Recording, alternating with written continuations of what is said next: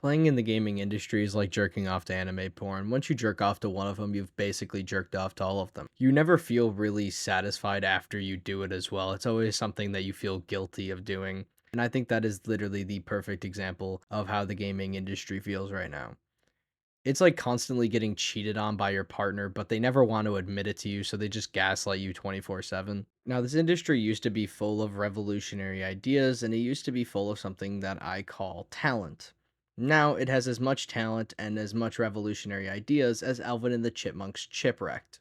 But why is it like this? Why is the gaming industry so fucking bland, and why is it so fucking generic? Well, we're going to talk about it today.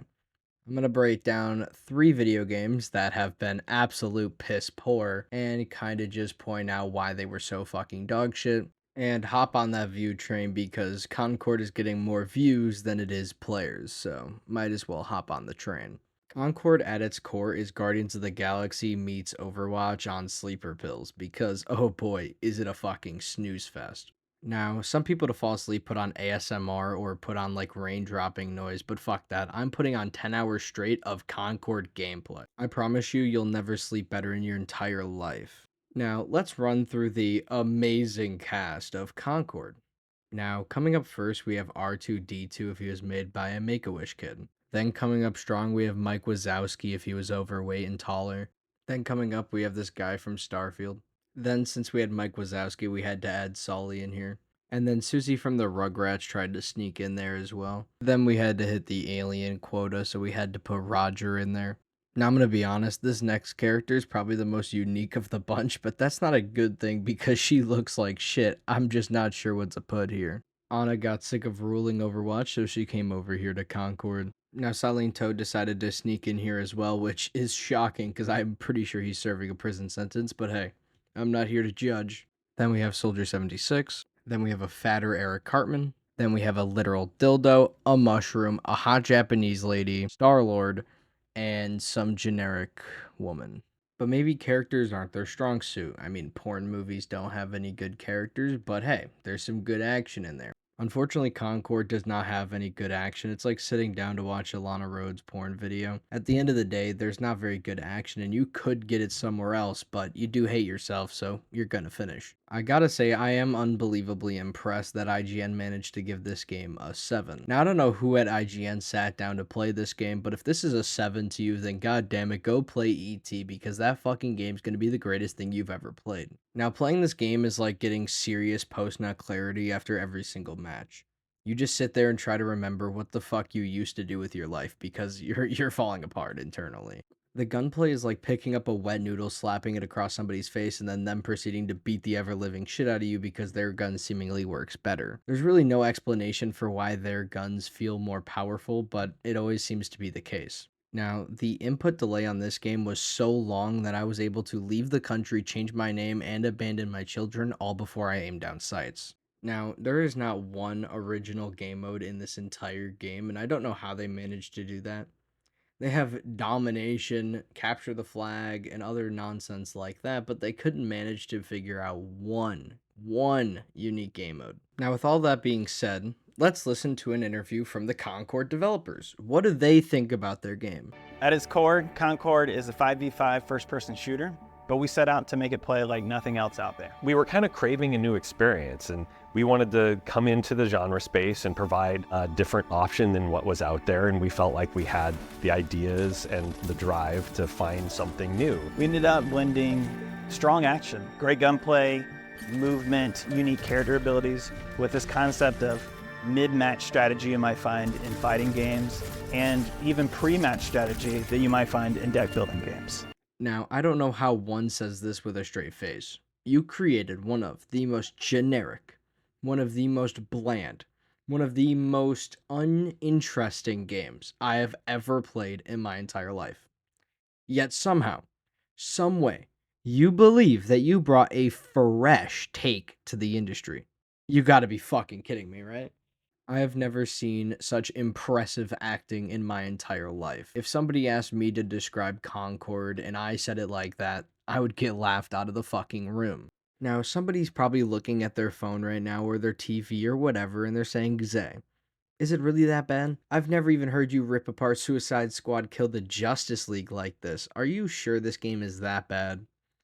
And to that, I say I would rather play Suicide Squad Kill the Justice League 500,000 times than play one game of Concord. And that's simply because it has an IP attached to it. Suicide Squad Kill the Justice League is an IP that I would at least be more interested in. Meanwhile, Concord is a brand new IP with absolutely no games backing it. And they did really no such thing as marketing. Like, when you look at a game like Overwatch and why that was so successful is because they made you care about the characters before the game dropped. They had cinematic after cinematic after cinematic making you like this game. And then you look at a game like Concord and it had like one cinematic and it really wasn't even that impressive. But that's Concord. If you want my review, since I've been ranting about all the features and kind of just breaking down why the game sucks, here's my review. It's a fuck you, Sony. Go back to single player games out of 10. Now you might be asking, okay, but what about DustBorn? You mentioned that too. Well, DustBorn I never played. I know it's shocking, but I've never played DustBorn and nor will I. But the reason why the game failed, and I can easily tell you without playing it, because the fucking promotional material and the whole point of the game is that words hurt. It also doesn't help that the literal description of the game is that it's a game about a group of outcast queers and exploited workers fighting fascist cops and smashing corporate drones. Wow, how fucking thrilling. I can't wait to buy my copy of Dustborn. Now, Dustborn is exactly the game that wants Gen Z to care about it.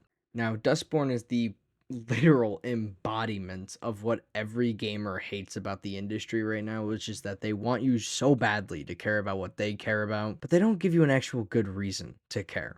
Now, I might be an outcast in this situation, but Dustborn's gameplay looks fucking bland as well. It doesn't even look like an interesting game that, even if it had an interesting story, that I would care about. Now, Dustborn's devs were asked about, the criticism their game was receiving.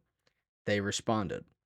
They said, "We expected Dustborn to spark conversation and debate and looked forward to engaging with our players in a positive and constructive fashion. Unfortunately, that conversation has been drowned out by a tidal wave of hate and abuse. We welcome thoughtful feedback and respectful criticism. We embrace discussion and debate. But we have zero tolerance for hate speech, harassment, or threats of any kind. Those who engage in such behavior will be removed from our community."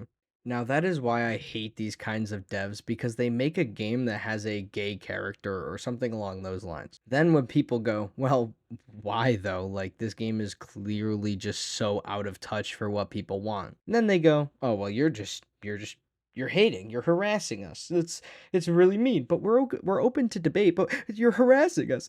Now, obviously, death threats are off the table, and being straight up homophobic is also kind of weird, obviously, but that's not really what people were doing. They were just straight up saying that the game was dog shit and you made a shitty story. Stop hiding behind the, oh, you're being homophobic or you're being transphobic or whatever. That's a shitty response to a really shitty situation. People that push politics into video games are some of the worst kind of people. You have child predators that are the worst, and then you have people that put politics in video games. There is no getting out of it. If you're trying to put politics into video games, you should lose the right to make video games. That is just my take, though. I can't say much more than that. Ultimately, that is my video. Dustborn is a terrible game that put politics into video games, which is a consistently running theme that's starting to piss me off. And Concord, a game that ultimately didn't have many politics related to it, but is another example of why the gaming industry is failing.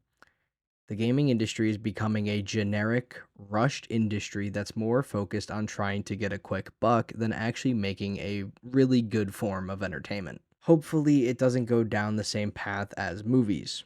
Make a good movie and then ride and milk it. Gaming sort of reminds me of the Fast and Furious franchise. Hit it big with your first two games and then milk the ever-living fuck out of it. Or just hop on what's popular and hope that you make the next big thing. Ultimately, that is my final thoughts. Have a good one.